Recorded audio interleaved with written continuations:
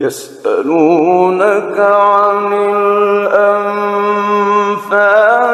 قل الأنفال لله والرسول فاتقوا الله وأصلحوا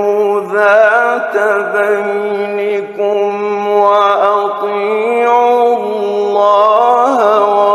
ورسوله إن كنتم مؤمنين إنما المؤمنون الذين إذا ذكر الله وجلت قلوبهم الذين